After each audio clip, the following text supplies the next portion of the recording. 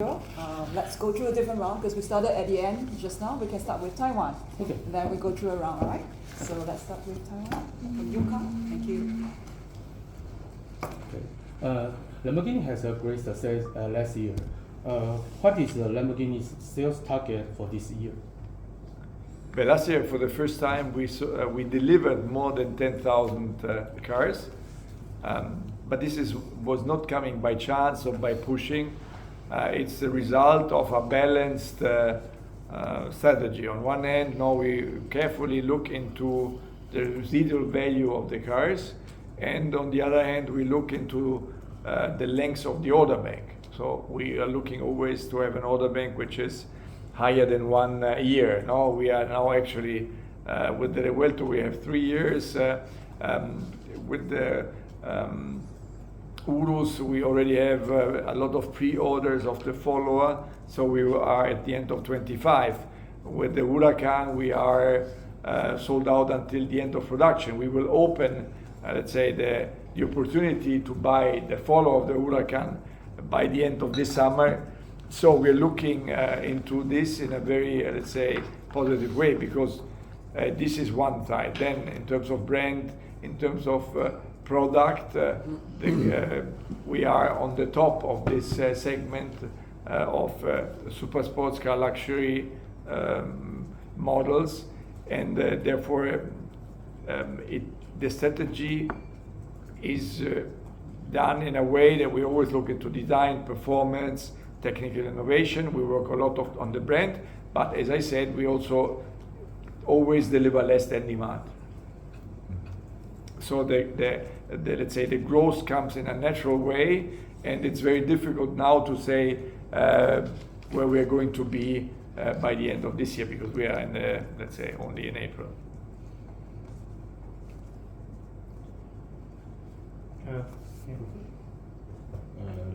Lamborghini will launch the electric model in 2028, and what is the biggest challenge for this?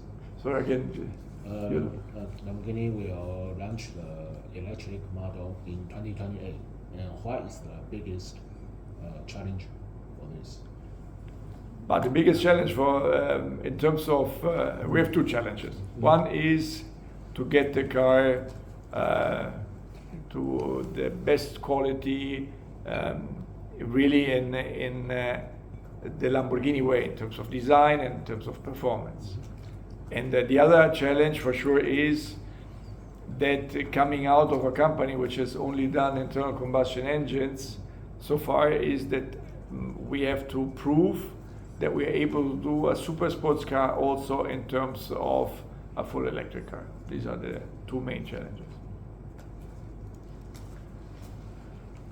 What is the path to all electrification future according to you? There's a lot of uncertainty with regards to the EU regulation, acceptance from consumers. It seems regulators are pushing consumers to buy EV. What's your view? How long are we going to see the internal combustion engine in some form or the other eventually electrified to a zero emission? What's the paths that you see, and how is Lamborghini going to evolve its game plan?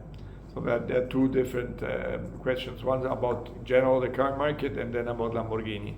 So today we have around the globe 17 different regulations about CO2 emissions and like NOx or emissions. So this is very difficult already today to read and to adapt to all of this, because all of our cars have to have, let's say, the opportunity to be sold worldwide without adaptation. So because as a small manufacturer in the luxury business, we are not regionalizing our cars.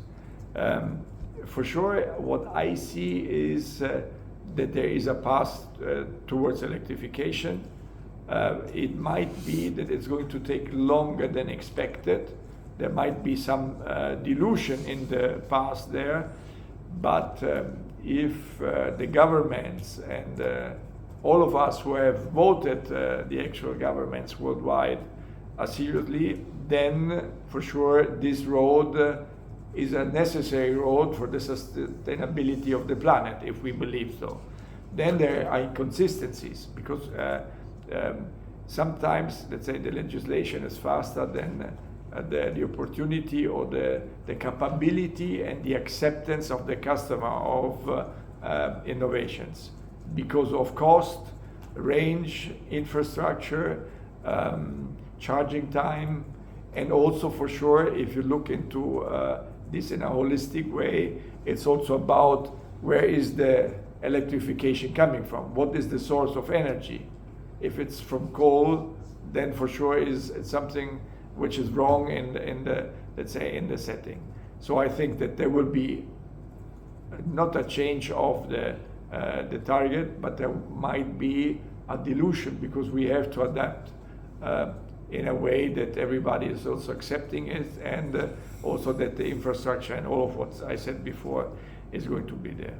For us, Lamborghini, we are lucky in a way that we are now in the full hybridization phase. So this is a very important first step, which is accepted globally. And this is what we see also in the acceptance of our customers. And this is the first step. So we are ready to move in one or the other direction. We are tending to say we want to have the two super sports cars. Maybe if there's an opportunity with synthetic fuels to be continued also after the end of this decade with hybrid engines. And for the, let's say, more daily usable cars like the Urus or the Force model, which is going to be a 2+2, electrification can be the right approach. Right. Right. So last couple of years, you must have seen the way Indian market has evolved or changed, and you also said that you can't regionalize. You have to cater to all different kind of customers. So if you look at post-pandemic market and global, the way global market has changed, how do you see Indian market changing and the kind of buzz we see? Is it actually felt by the manufacturers as well? So how do you see Indian market going? But we see Indian market is a gem which is still not to be discovered, and the full strength is a market which is changing. For the first time, we had more than 100 cars last year. And it's a market that also in terms of a generation, there is a step into the younger generation, which are more open, let's say, to buy our types of products than in the past. The stability of, let's say, the government is important. Now you're on the election, and I was there a couple of months ago, and they told us that the forecast is that the stability is going to continue also for the next years. This is helping for sure. And the resources are there, let's say, and we see an increase of propension to spend money also in terms of supercars. It's still a small market, but it's developing. And it's very difficult to make a forecast because this is something which we are following up since almost 2 decades now. It's growing, but it's growing slower than we always forecasted in the past.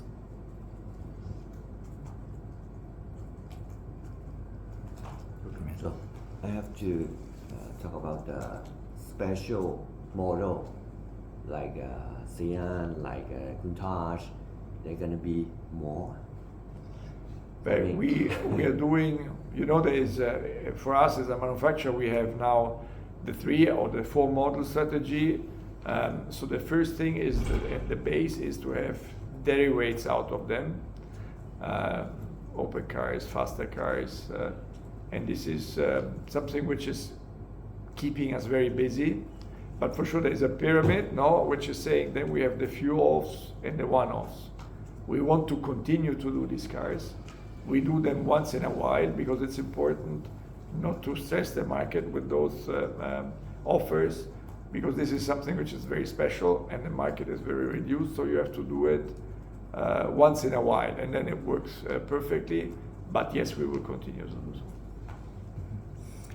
Do you have any plan to increase your capacity of your factory? Yes, serve the demand? But we have constantly updated the capacity in the last years, now starting from the post-pandemic. As we said before, the first time we exceeded the 10,000 deliveries, and we could do also a bit more, but this is not about, let's say, pushing the volumes or increasing. It's about having, as I said before, the best balance. Once we have the balance and we see that the market is stable or the market is growing, then for sure we are also adapting our capacity.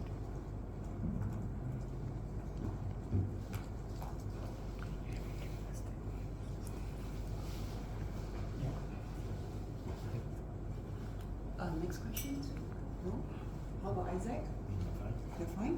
Yeah. Go to Okay. Peter. So what's the right balance according to you? Like the capacity question, the 2 years rating, and probably, I mean. No, we said that it should be more than a year or around a year and some more. And today we have a waiting list. In my opinion, it's a bit too long, but it's better this way than a short one. We need it, and we are not selling mobility. No, we're selling dreams. So this is something which is very important to underline.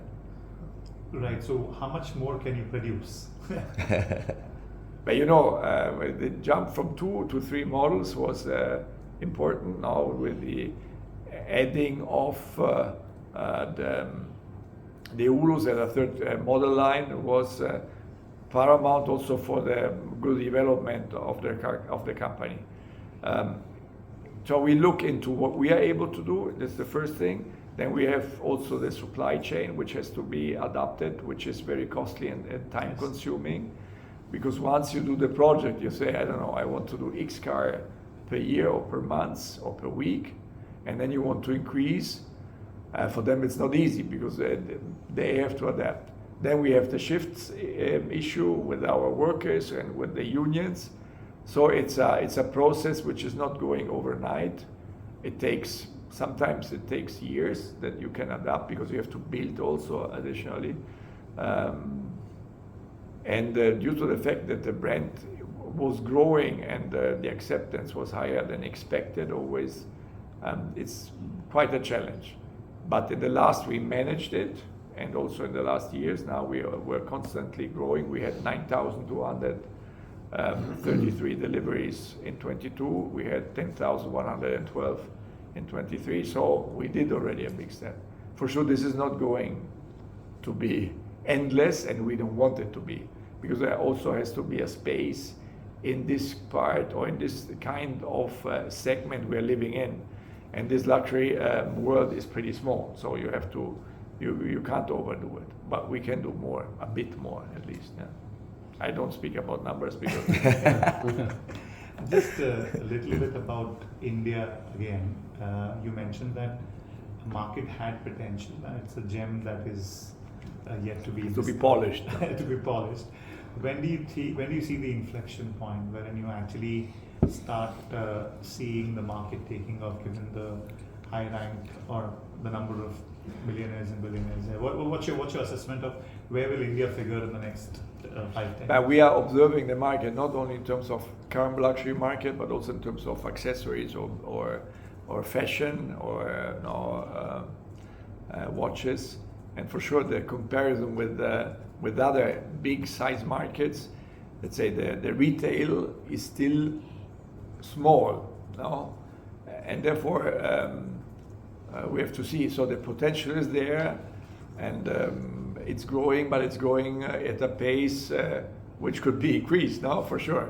But this is we won't push it. We will not do anything faster than the market is able to give back. So Urus, as we understand, has helped you get new kind of customers. It has kind of been a change maker for Lamborghini. What was that point when you thought of getting into this space, producing this kind of car, and was it only product planning or also the kind of global scenario you saw changing helped you make that decision? The decision was made because I strongly believe that we are not only a super sports car manufacturer in the classic way with the low cars, but Lamborghini has started with GT cars, has had cars like the 350 GT, also the Espada is a 2+2, has had cars like the LM, Huraco, a lot of cars, and only in the last decades there were only super sports cars like Diablo, Murcielago, Aventador, no, and Gallardo and Huracan. And for sure we saw that there is an opportunity. We wanted to have a more stable company in a larger segment to offset risks of the small segments. And the fitting was there. I was sure about that. We were all sure about that. We had some resistance for sure because there was not a segment existing. No, the segment was stopping there where the premium brands had say special editions, and they were trying to know. So and it was and it still is an offer-driven market, which is something which is incredible. So there is a space for improvement, but as I said, we are never pushing for volume. So it's heritage of the company, but it's also opportunity. And that's a trend you saw globally. Sorry. Yes, it's a global trend. It's a global trend. There is a decrease going on since decades of the sedans, and there is a, let's say, predominance of the SUV segment, and it has not stopped. And the more you have high seaters, the more the others are emulating, because if you're sitting low and all the others are sitting high, it's a point where you abandon the sedans and you step on the SUVs. We see this everywhere. It is made very simple, no?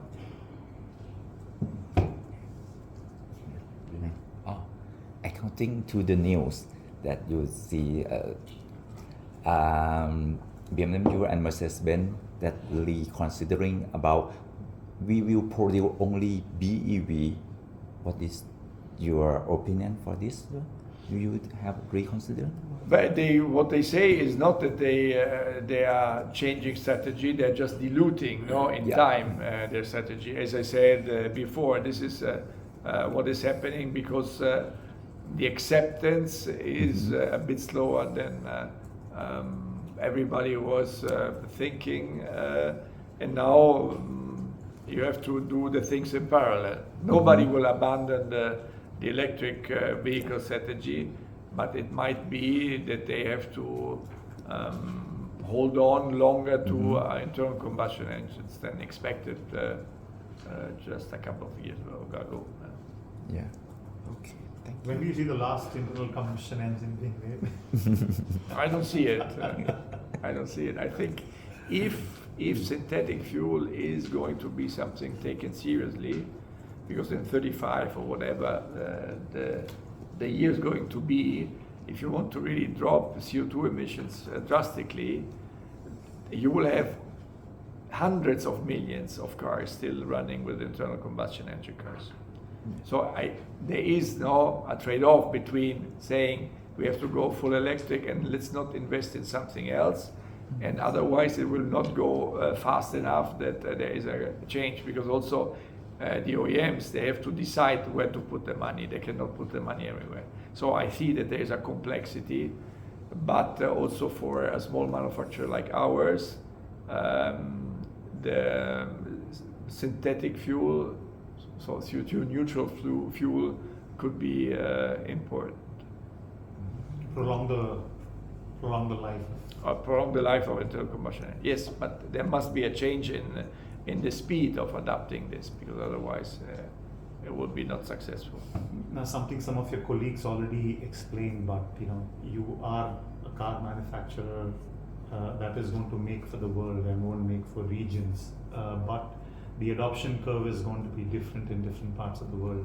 When there is no consumer acceptance in some of the emerging markets where infrastructure doesn't really evolve, how do you cater to these two different markets where regulation is pushing consumers to buy, whereas the other markets where, a country like India, I mean, our CO2 target is 2070, so whereas Europe is 2050. So there's going to be a much longer.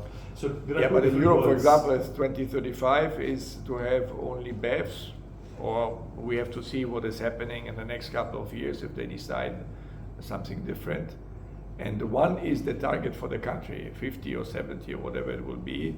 And the other one is the target for the automotive industry, which has to be much earlier than that. I think that in the emerging markets, if we want to speak about this in this way, it's all about the infrastructure. But we were in India and we saw that there is infrastructure, but it's not used as it should be used now sometimes. Right. And therefore we have to see, because in my opinion, at least our cars, if we go ahead also after 2030 or 35 to build hybrid cars, then that is a non-issue for also for emerging markets or developing markets. But at a certain stage we have to decide.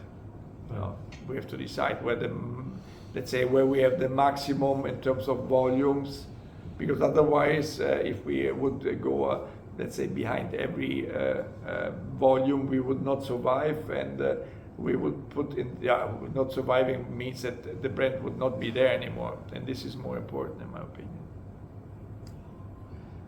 Where would India figure in your future prospects in terms of the rankings in the region?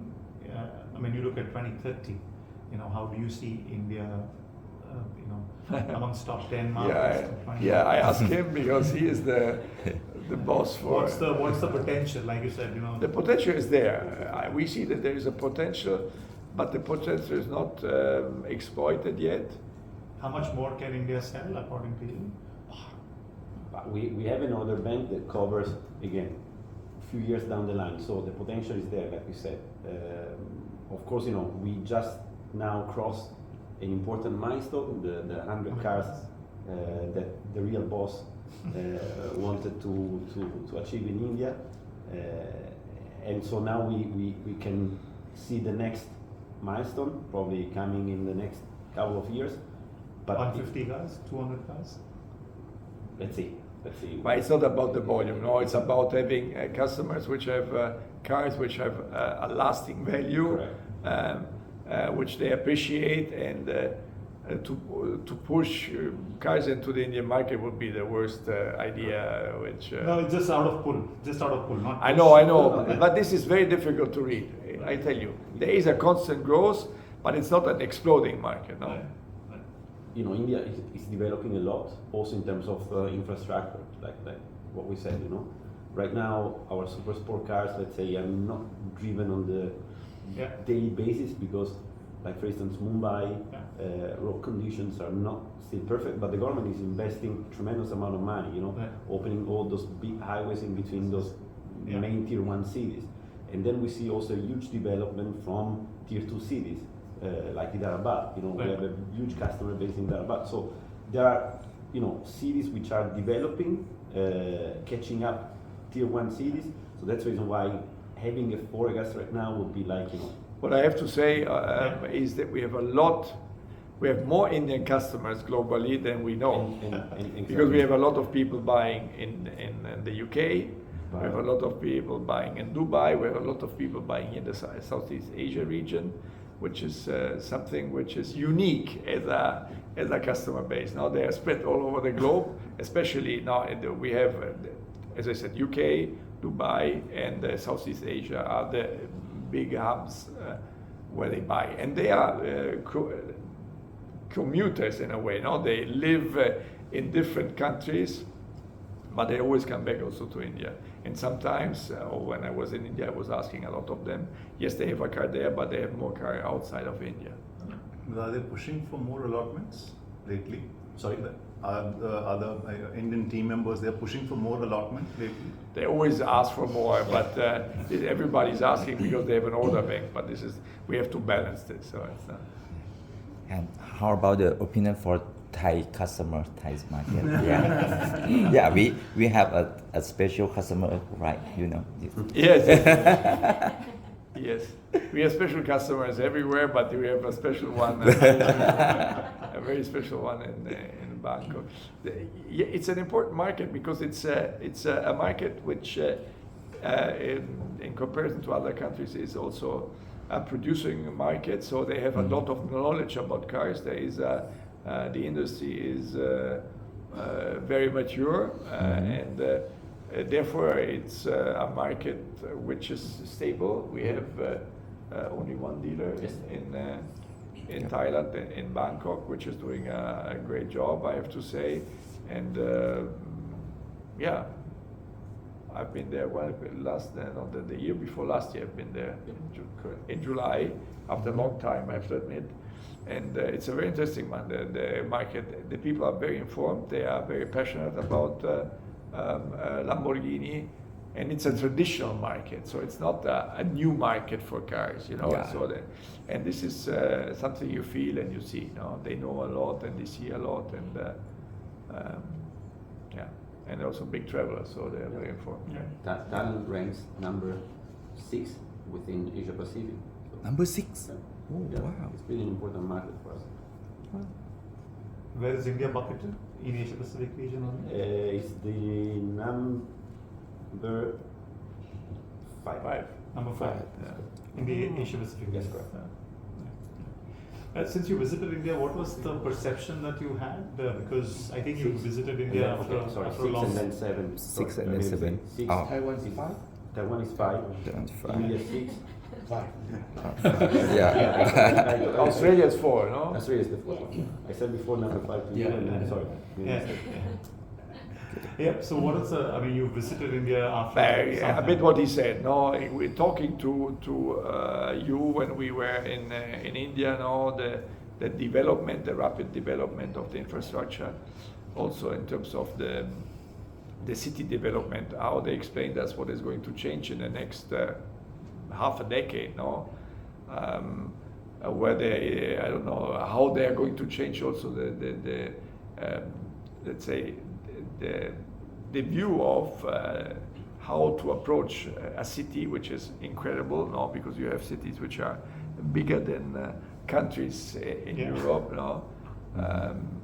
So the challenges are immense, and as a subcontinent now you are together with the Chinese the most populated country, and this is something which for sure is putting globally the world in front of a lot of challenges. But what I see is in terms of infrastructure and also in how they approach things is for sure different than here in China. Here in China is easier because it's they do, and here and in India it's this also the fact that the elections and the stability is giving, let's say, or a view of the future which is predictable, and this is very positive. So predictability is coming. This is what I heard and what Yeah. I saw. For sure, my view is very limited because we stay there for a couple of days, so I can only give you a feedback of my memory of what I saw. But you're sitting in headquarters in Bologna. How often do you hear of India? And Very often. Stressing a lot.